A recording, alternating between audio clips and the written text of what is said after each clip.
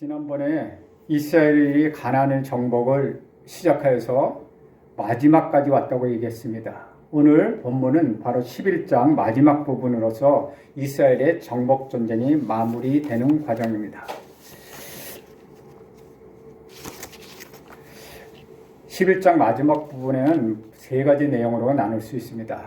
가나안 점령에 대한 역사적이고 신학적인 마무리와 두 번째로는 마지막적인 아낙 자손을 쳐부수는 여호수아의 군사적 공격이 나타나 있고 마지막 23절이 최종적 결론입니다. 이러한 본문은 가나안 정복에서 정복 전쟁이 철저히 하나님의 계획에 의해서 시행되었으며 또 하나님의 계획에 의해서 종결되었다는 것을 우리에게 잘 보여주고 있는 것입니다. 이것은 하나님께서 역사의 중심을 명백하게 우리에게 보여주고 있을 뿐만 아니라 우리의 구원은 철저하게 하나님의 주도 안에서 완벽하게 이루어지고 있음을 보여주는 과정입니다. 그렇다면 오늘 우리가 마지막 부분을 보면서 우리가 얻을 영적 교훈은 무엇인가 살펴보도록 하겠습니다. 첫 번째로 우리가 얻을 수 있는 영적 교훈은 핵심 세력부터 진멸하라는 것입니다. 지난번에 보았던 하솔은 본래 그 나라의 머리였습니다. 그때 여호수아가 하솔을 취하고 그 왕을 칼날로 쳐 죽였습니다.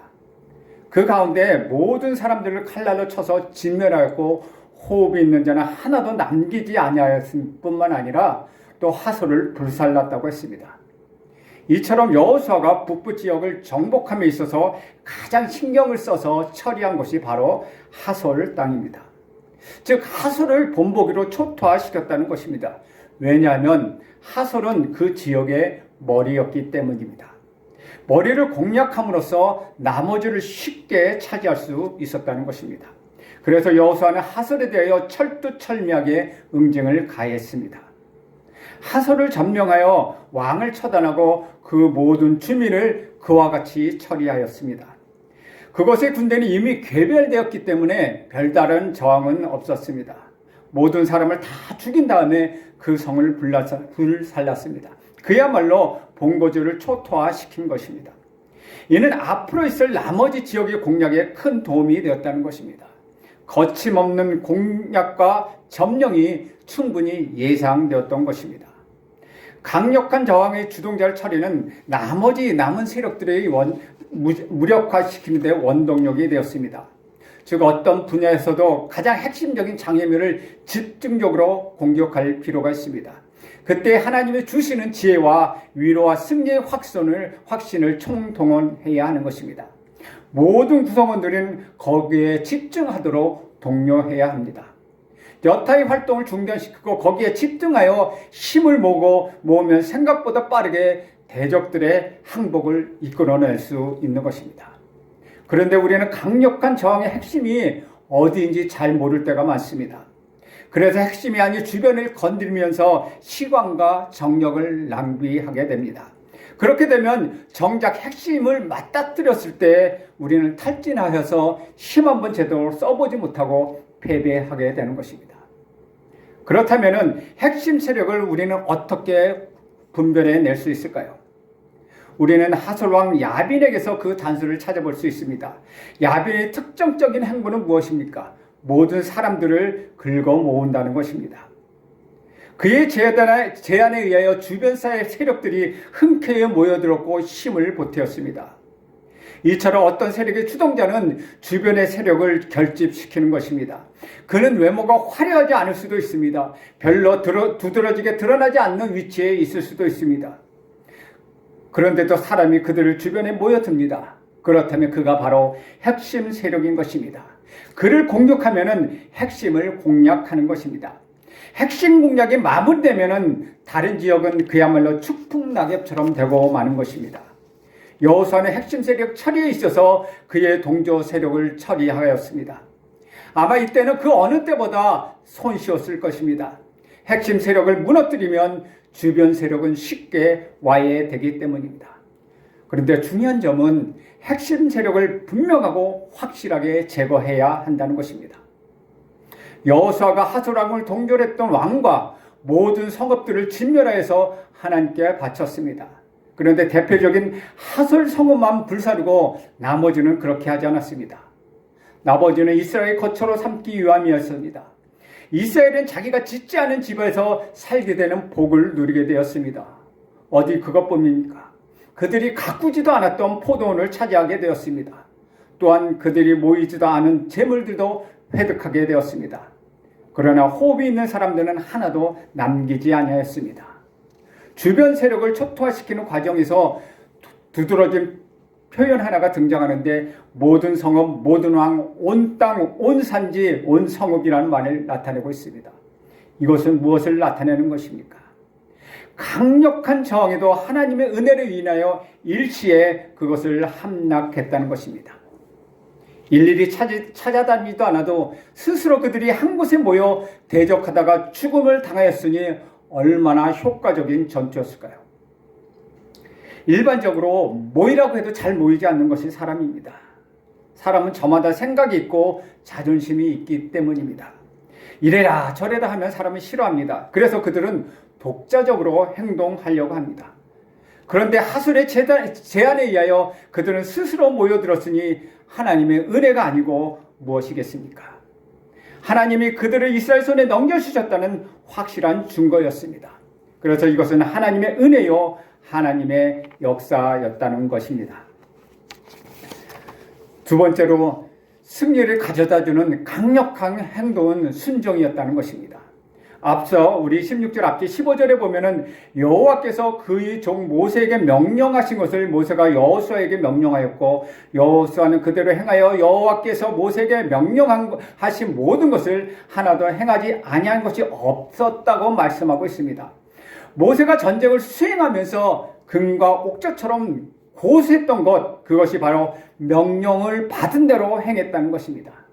명령을 받은 대로 행한다는 것, 즉 다시 말하면 말씀에 순종한다는 것인데 이 순종에 대해서는 세 가지로 생각해 볼 수가 있습니다. 첫 번째는 지도력을 제대로 발휘하게 되었다는 뜻입니다. 하나님은 모세에게 명령하셨고 모세는 여호수아에게 명령했고 여호수아가 그대로 행하였다고 했습니다. 이렇게 됨으로써 지도력이 바로 세워졌다는 것입니다.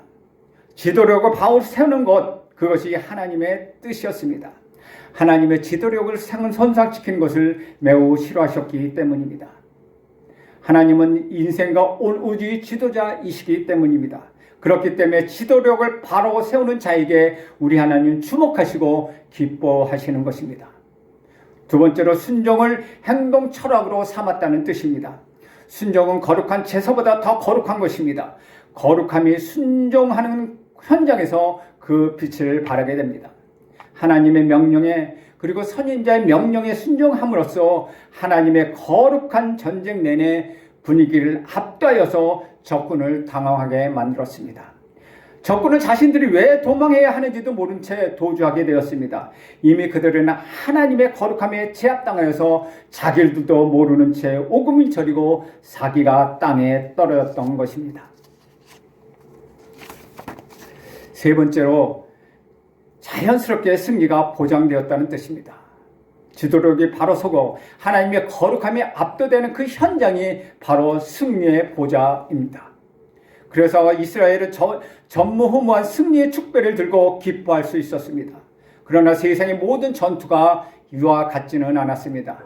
왜냐하면 여호수아가 누린 행동 강력에 굳게 서 있지 못했기 때문입니다. 사실 우리는 세상과 싸우고 있습니다. 아니, 우리는 영적 전쟁을 하고 있습니다. 이 싸움에서 우리가 취해야 할 행동 강력은 무엇입니까? 바로 여호수아가 채택했던 것, 바로 그것입니다. 지도력을 정립하는 것입니다. 물론 지도자 자신이 지도자다워야 하는 것입니다. 전임자의 지도력을 존중하며 하나님의 하나님 되심을 인정하는 그런 인격을 갖추어야 한다는 것입니다. 전임자의 업적을 송두리째 폐기해버리면 그렇게 지도력이 설 수가 없습니다. 그러면 반드시 역풍 반대와 시행착오가 따라오기 때문입니다. 전임자의 공로를 인정하고 계승 발전시키는 일에 그는 몰두해야 합니다. 전임자의 유산을 모조리 뜯어고치는 것은 개혁이 아니라는 것입니다. 그것은 어쩌면 반역이며 거꾸로 가는 것일 수도 있습니다. 물론 나쁜 것은 버려야 하는 것입니다. 세 번째로 우리는 죄는 반드시 심판을 불러온다는 것입니다. 우리 16절, 17절 한 목소리로 읽겠습니다. 시작. 여호수아가 이같이 그 온 땅 곧 산지와 온 네겝과 고센 온 땅과 평지와 아라바와 이스라엘 산지와 평지를 점령하였으니 곧 세일로 올라가는 한락산에서부터 헤르몬산 아래 레바논 골짜기의 바알갓까지라. 그들의 왕들을 모두 잡아 쳐 죽였으며 16절에는 여호수아가 이같이 온 땅을 취하였으며라고 시작하고 있습니다. 바울이 성전에 있어서 강의 위협, 이방인의 위협, 광야의 위협을 당하였다고 기록하고 있습니다. 그러나 여호수아는 산지의 위협과 평지의 위협과 남방의 위협과 북방의 위협과 그리고 광야의 위협을 당하면서 하나님께서 명령하신 대로 순종하였습니다. 17절에는 그 모든 왕을 잡아 쳐 죽였으며 라고 기록하고 있습니다. 적을 완전히 처단했다는 것입니다. 한 명의 왕도 남기지 않았다는 것입니다. 땅을 점령하였어도 왕들을 처단하지 않으면 후환이 염려되지 않을 수가 없습니다. 그들은 다시 일어날 기회를 찾기 때문입니다. 또 왕을 처단했는데 땅을 점령하지 못했다면 그 땅의 백성들이 다시 왕을 세워서 대항할 수도 있는 것입니다. 그러므로 땅도 점령하고 왕도 처단해야 안심할 수 있는 것입니다. 여호수아가 점령한 지역과 왕들을 정리하여 밝히고 있습니다. 약속하신 땅을 완전 정복하여서 정리하였습니다. 하나님의 약속은 반드시 이루어진다는 믿음을 새롭게 할 수 있었기 때문입니다. 여호수아는 그가 점령한 모든 땅을 두 가지 측면에서 정리하고 있습니다. 점령한 장소를 일일이 첫째로 점령한 장소를 일일이 열거하고 있습니다. 여호수아는 다시 한번 점령지 하나하나를 떠올리며 그때 일어났던 일들을 생생하게 되새겨 보았습니다. 그것은 은혜의 시간이었습니다. 주신 복을 세워보고 감사하고 기뻐하는 일은 우리 삶의 활력을 불어넣어 주십니다. 다시 한번 짚어보고 은혜를 만끽하는 일은 참으로 중요한 것입니다. 왜냐하면 뒤로 돌아보면 의외로 많은 교훈과 감사가 거기에 숨어있기 때문입니다. 또한 지금의 풍요는 지난날의 가난에 딛고 일어서는 결과라는 것을 잊지 않으며 풍요가 풍요로 느껴지지 못하고 불만만 쌓이지 않도록 그들은 그것을 경계했다는 것입니다. 두 번째로는 전체를 바라보며 되새겼다는 것입니다. 나무를 보고 숲을 볼 수 있어야 제대로 본 것입니다. 하나하나의 성과를 집착하여서 전체 그림을 보지 못한다면 매우 곤란할 수도 있습니다. 자칫 목표와 방향과 전혀 다른 방향으로 흘러갈 수 있기 때문입니다. 그런 의미에서 여호수아는 전체적으로 그것을 조망하였습니다. 즉 남쪽 땅에서부터 북쪽 땅으로 올라가면서 훑어보았습니다. 처음 시작한 곳에부터 마지막에 이르는 곳까지 살펴보았습니다. 그랬더니 전체가 눈에 들어옵니다. 전체를 바라보는 작업, 그것은 지도자에게 필수적인 자질이었습니다. 그의 구성원들이 분위기에 휩쓸릴 수도 있습니다. 또한 구성원들은 상황에 따라서 기분대로 움직이는 성향이 있습니다. 그렇기 때문에 지도자는 전체를 보는 자세를 견지해야 한다는 것입니다. 여호수아는 점령들의 왕을 처리함에 있어서 조금도 망설이지 않았습니다. 17절에 보면 쳐 죽였다고 얘기하고 있습니다. 한편으로는 너무 잔인한 것인지 아닌지 의문이 들 수도 있습니다. 그러나 악을 처단하는 일에 있어서는 어떤 자비도 용납될 수가 없습니다. 그러나 예외의 법은 있습니다. 하나님께서는 또 이렇게 명하셨습니다. 우리 18, 19절 함께 읽겠습니다. 시작. 여호수아가 그 모든 왕들과 싸운 지가 오랫동안이라. 기브온 주민 히 족속 외에는 이스라엘 자손과 화친한 성읍이 하나도 없고 이스라엘 자손이 싸워서 다 점령하였으니. 여러 날 동안 여호수아가 싸워야 했다고 말하고 있습니다. 그 땅을 점령할 때까지 여호수아는 싸워야 했습니다. 왕들을 다 처단할 때까지 여호수아는 싸워야 했습니다. 그 땅을 완전히 점령할 때까지 그는 싸워야 했습니다. 여호수아는 약속하신 땅을 점령하는데 7년이라는 세월이 걸렸습니다. 여호수아는 전에는 단시간에 5나라를 장악하였으나 이제는 사정이 달랐다는 것입니다. 이것은 여호수아가 게을러서도 아니요 여호수아가 주저서도 아니었다는 것입니다. 이는 여호수아가 자기 백성을 여러 가지 방법으로 단련시킴으로 인하여서 우리 하나님의 그 은혜를 더욱 확실히 드러내기 위함이었습니다. 그런데 만약 우리 하나님이 동일한 방법으로만 은혜를 보여주신다면 우리가 그 은혜의 가치를 쉽게 잃어버리기 때문입니다. 그러므로 적군이 순간적으로 일망타진되었을 때도 하나님의 능력이 혁혁히 드러난 것처럼 지지부진한 전투를 통해서도 수많은 하나님의 도우심이 하나하나 입증되었다는 것입니다.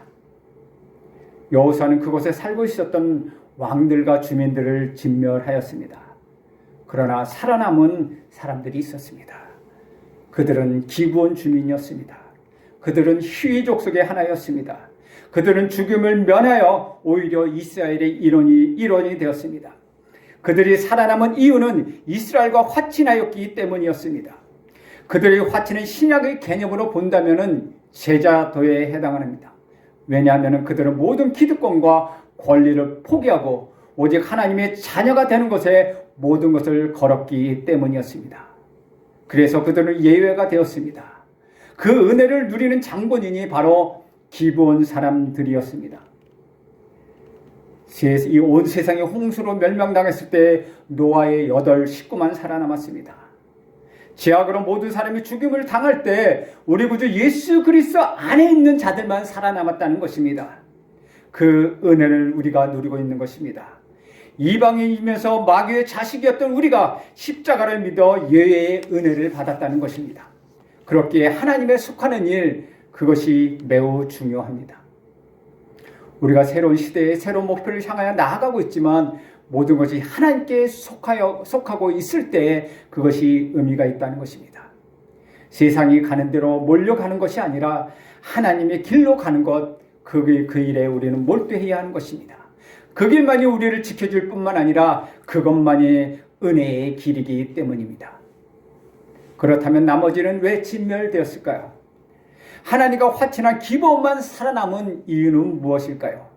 사실 이스라엘 백성들도 이 점이 매우 궁금했습니다. 자신들이 칼날로 모든 가나안 족속들이 쓰러뜨리는 그 광경을 보며 조금은 지나치지 않은지 그들은 의심을 품었을지도 모릅니다. 아, 정말 저들을 다 죽여야 하나 하고 의문을 품기도 하였을 수도 있습니다. 우리들이 여호수아서를 읽을 때에도 그런 의문이 남아 있습니다. 혹시 하나님의 과잉 응징이 아닌지 한편으로는 의심을 품는 것도 사실입니다. 하나님은 거기에 대해서 이렇게 말씀하고 계십니다. 우리 20절 말씀 함께 읽겠습니다. 시작.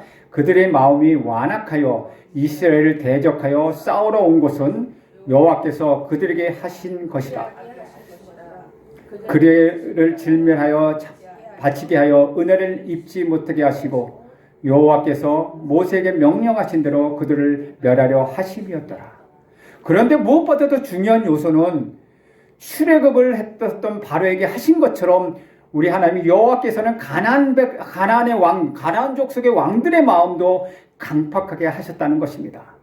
그 결과 이스라엘은 여호와께서 모세에게 명령하신 대로 그들을 진멸시킬 수 있었습니다. 출애굽이나 가나안 정복은 적들을 적당하게 타협하거나 평화롭게 공존할 수 있는 것이 그들의 목적이 아니었습니다.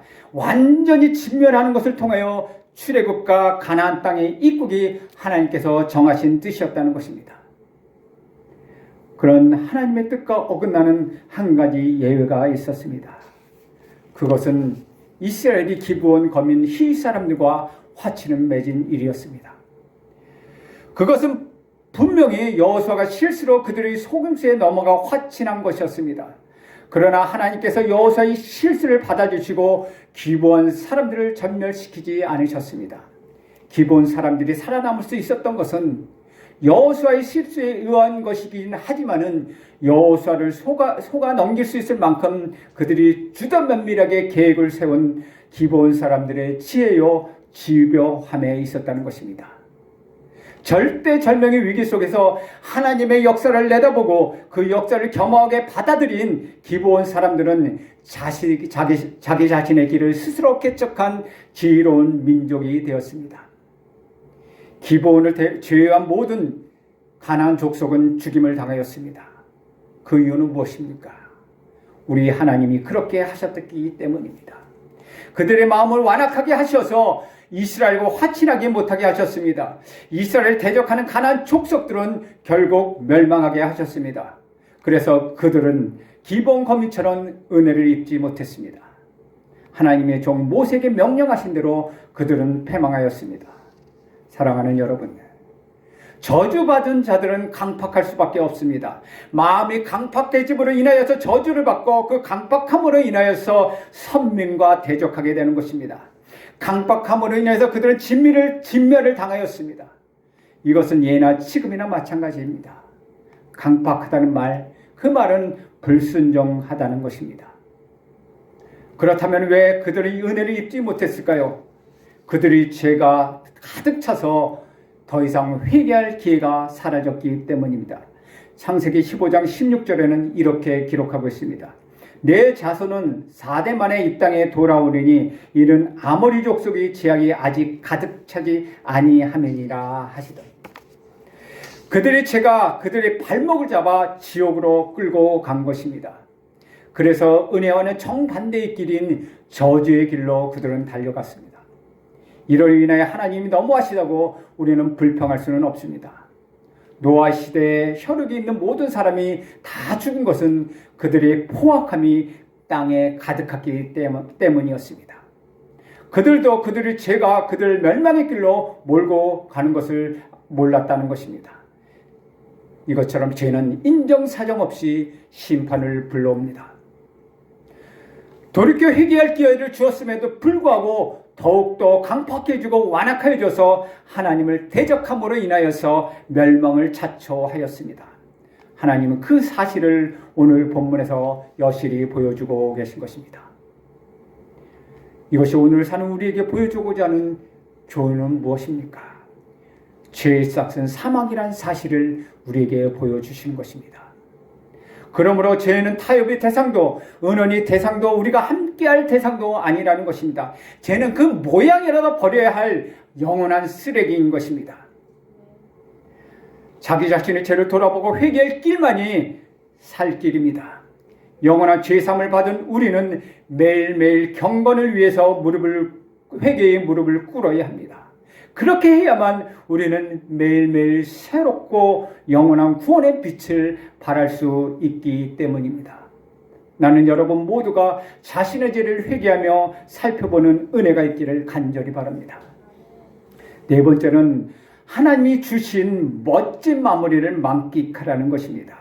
우리 21절, 22절 말씀 함께 읽겠습니다. 시작. 그때 여호수아가 가서 산지와 헤브론과 드빌과 아납과 유다 온 산지와 이스라엘 온 산지에서 아낙 사람들을 멸절하고 또 그가 또 그들의 성읍들을 진멸하여 바쳤으므로 이스라엘 자손들의 땅에는 아낙 사람들이 하나도 남지 아니하였고 가사와 가드와 아스도레만 남았더라. 여호수아와 이스라엘 자손들의 정복 전쟁은 이래 막바지에 이르렀습니다. 전쟁을 마무리할 시점에 이르렀다는 것입니다. 그런데 이 마지막에 첫 번째 대미를 장식하는 첫 번째 사건이 등장합니다. 그것이 무엇입니까? 최후의 전쟁에서 대항하는 족속은 누구였습니까? 바로 아낙 족속이었다는 것입니다. 가나안 땅 깊숙이 헤브론을 근거로 하고 살고 있었던 아낙 자손들은 갈렙이 완전히 멸절시켰습니다. 결국 아낙 자손들은 남김없이 멸절을 당하였습니다. 여기서 아낙 자손을 멸절시킨 것은 특별히 언급되어 있습니다. 그 이유는 그들이 40년 전에 정탐꾼들에게 너무나도 큰 공포의 대상이었다는 것입니다. 왜냐하면 그들이 체구와 힘이 가나안을 정복하기 일에는 도저히 감당할 수 없는 난관으로 생각되었기 때문입니다. 그래서 우리는 메뚜기 같다고 얘기하고 있습니다.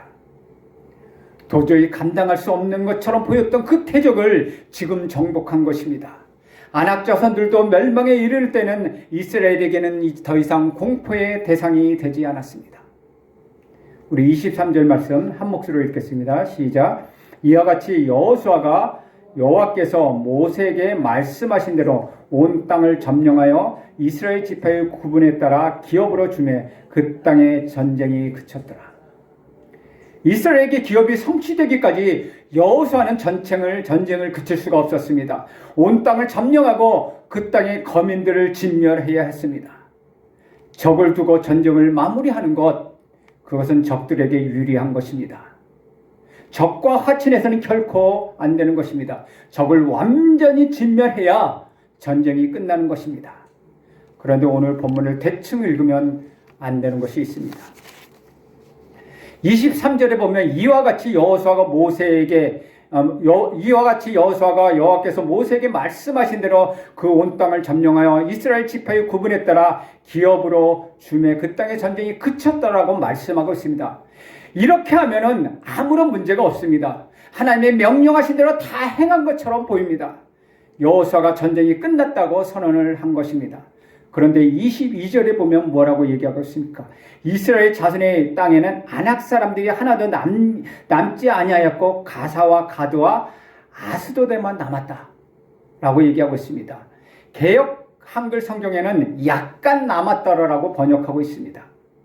그러니까 사실은 하나님 명령하신 대로 그들은 다 멸절시키지 않고 가사와 가드와 아스돌의 적을 약간 남겨두고 종전선언과 평화 시작을 선포하였다는 것입니다.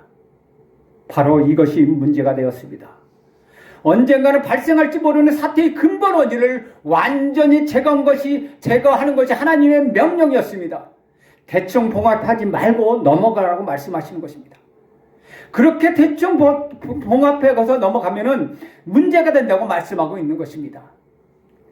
마태복음 5장 산상수훈을 얘기하고 있는데 5장 28, 29절에 이렇게 기록하고 있습니다. 나는 너희에게 이르노니 음욕을 품고 여자를 보는 자마다 마음에 이미 간음하였느니라. 만일 내 오른 눈이 너를 실족하게 하거든 빼어버리라. 내 백체 중 하나가 없어지고 온몸이 지옥에 던져지지 않는 것이 유리하며 라고 기록하고 있습니다. 여러분 이것을 어떻게 이해하고 계십니까? 말씀대로 한다면 여러분 가운데 하루를 버틸 사람이 어디 있겠습니까? 모두 다 불구자가 되었을 것입니다. 이것이 무슨 뜻입니까? 바로 원인을 제거하라는 의미입니다. 죄를 범하게 하는 원인을 마치 손목을 자르듯 발목을 자르듯 눈을 빼듯이 그렇게 잘라내 버리라는 것입니다. 그러니까 원주민, 안악자손의 원주민을 철저히 응징하라는 것입니다. 그렇지 않으면 화근이 된다는 것이죠. 그런데 예수를 믿으면서 우리는 옛사람을 여전히 용납하는 사람이 있습니다. 우리의 옛사람을 진멸해야 합니다. 옛사람을 철저히 멸절하라는 것입니다. 다 진멸하지 않고 전쟁을 끝내지 말라는 것입니다. 하나님이 어린아이나 짐승까지 다 죽이라고 말씀하셨습니다. 인간적으로 생각하면 너무나도 잔인한 것처럼 보이나 다 필요해서 그렇게 말씀하신 것입니다. 옛사람과의 인연을 철저히 단절하라는 것입니다. 그렇지 않으면 결국 거기에 발목이 잡혀 멸망하게 된다는 것입니다. 그 다음은 어디입니까? 가드였습니다. 가드는 또 어떤 화근이 있었습니까? 사무엘상 17장 4절 말씀입니다. 한 목소리로 읽겠습니다. 시작. 블레셋 사람들이 진영에서 싸움을 도두는 자가 왔는데 그의 이름은 골리앗이요 가드 사람이라. 그의 키는 6규빗 한 뼘이요. 6규빗 한 뼘 약 2m에 넘는 신장이었다는 것입니다. 계속해서 8절 이하를 한번 읽어보겠습니다. 같이 읽겠습니다. 시작. 그가 서서 이스라엘 군대를 향하여 외쳐 이르되 너희가 어찌하여 나와서 전열을 벌렸느냐. 나는 블레셋 사람이 아니며 너희는 사울의 신복이 아니냐. 너희는 한 사람을 택하여 내게로 내려보내라. 그가 나와 싸워서 나를 죽이면 우리가 너희의 종이 되겠고 만일 내가 이겨 그를 죽이면 너희가 우리의 종이 되어 우리를 섬길 것이니라. 그 블레셋 사람이 또 이르되 내가 오늘 이스라엘의 군대를 모욕하였으니 사람을 보내어 나와 더불어 싸우게 하라 한지라. 사울과 온 이스라엘이 블레셋 사람이 이 말을 듣고 놀라 크게 두려워하니라. 갈수록 태산이 아닙니까? 이제 가드에서 골리앗이 나와서 제멋대로 하나님을 모욕하고 있습니다.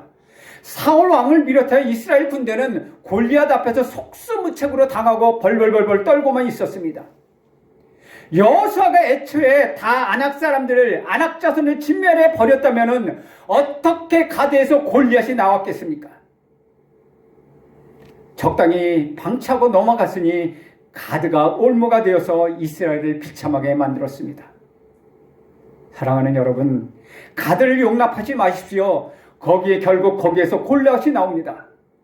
요즘 젊은 사람들이 결혼을 할 때 신앙을 전제로 하지 않는다고 합니다. 그저 키가 크고 잘생기고 좋은 직장을 가졌으면 좋은 배우자라고 생각합니다. 물론 웨딩 마치를 올리고 신혼의 단꿈을 꾸는 데는 문제가 없습니다. 그러나 지나간 시간이 지나면서 거기에서 분명히 골리앗이 나옵니다. 그래서 아내의 신앙을 비웃고 조롱하고 하나님을 모욕합니다. 이것은 처음부터 예견된 일이었습니다. 가드를 용납했기 때문에 당하는 필연적인 결과였다는 것입니다. 여러분, 가드는 반드시 진멸시켜야 합니다. 대충 넘어가서는 안 되는 것입니다. 그렇게 해야 하나님이 주시는 완전한 승리를 우리는 만끽할 수 있는 것입니다. 마지막으로 한 도시가 있습니다. 아스돗입니다. 아스돗은 훗날 이스라엘에게 어떤 압제가 되었습니까? 사무엘상 1장에 보면 이스라엘이 전사에서 잊을 수 없는 치욕적인 전쟁을 기록하고 있습니다. 소위 에벤에셀의 전쟁입니다. 에벤에셀은 이스라엘의 유명한 성지입니다. 여기까지 하나님이 도우셨다고 말씀하시는 성지입니다. 그런데 그곳에서 이스라엘 군대가 전멸당하였습니다. 더구나 이스라엘 군대의 지휘가 하나님의 법궤를 메고 나갔다가 그 법궤까지 빼앗기고 말았다는 것입니다. 사무엘상 5장 1절 말씀입니다. 함께 읽겠습니다. 시작. 블레셋 사람들이 하나님의 궤를 빼앗아 가지고 에벤에셋에서부터 아스돗에 이르니라. 블레셋 사람이 법궤를 빼앗아서 어디에 감금합니까? 다곤 신전에 갖다 두었습니다. 하나님의 포로로 잡히셔서 블레셋 다곤 신전에 감금되었다는 것입니다. 세상에 어떻게 이런 일이 있을 수 있습니까? 이것이 바로 에벤에셀의 전쟁입니다. 아스돗이란 뜻은 요새라는 뜻을 갖고 있습니다. 하나님이 블레셋 군대의 요새에 갇히신 것입니다. 하나님께서 포로가 되신 것입니다. 우습게 생각하고 조금 남겨두었던 아스돗이 우상의 성지가 되었고 이제는 하나님마저 포로로 잡았다는 것입니다. 물론 그날 밤에 거대한 다곤의 팔다리가 잘리고 몸뚱아리가 법궤 앞에 거꾸러지는 사건이 일어나자 블레셋 사람들이 놀라서 법궤를 다시 돌려보내기로 하였습니다. 블레셋의 전국에 돌림병이 일어나기 시작했습니다. 이것이 아스돗을 완전히 진멸하지 않았기 때문에 생기는 일입니다. 주 안에서 사랑하는 여러분, 여러분의 아스돗은 무엇입니까? 아픔이 있더라도 그 아스돗을 진멸하십시오. 그냥 주고 지나가다가 하나님마저 잃을 수가 있습니다. 법궤마저 빼앗기면 내 인생이 끝나는 것입니다. 내 존재에서 하나님을 잃어버리면 내 인생은 거기서 끝나고 마는 것입니다. 드디어 여호수아는 수많은 땅을 차지하고 점령하고 전쟁이 끝났습니다. 하나님의 약속된 땅을 드디어 기업으로 받은 것입니다. 여러 날이 흘렀고 많은 시간이 흘렀지만 이제 전쟁은 끝나고 약속은 이루어 주었습니다. 기본 거민이었던 히족족 외에는 화친을 맺은 사람이 없었습니다. 왜냐하면 그들의 마음이 강팍했기 때문입니다. 하나님의 놀라운 역사를 보고서도 그들을 인정하지 않고 오히려 싸우러 나왔다는 것입니다. 그들은 인간적인 힘을 믿고 하나님을 부인하였습니다.